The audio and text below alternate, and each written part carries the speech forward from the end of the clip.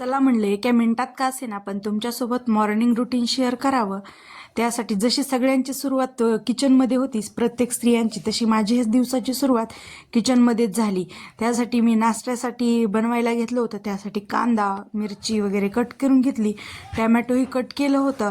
मग आज मी नाश्त्याला बनवणार होते उपमा. त्यासाठी मी रवाही भाजायला ठेवला होता आणि त्यात लेकराची शौर्याची लुडबुड होती, त्याला भूक लागली होती. हे बघा छान असा उपमा तयार आहे.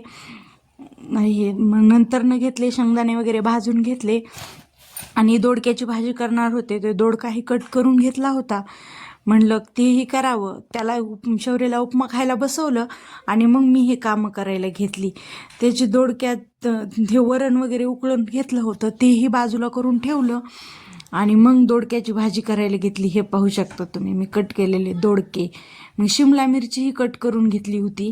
तर मग जेवणामध्ये वरण बनवलं होतं, दोडक्याची भाजी आणि एका टिफिनला शिमला मिरची बनवली होती. म्हणजे ते दादा दोडका खात नाही त्यामुळे भातही.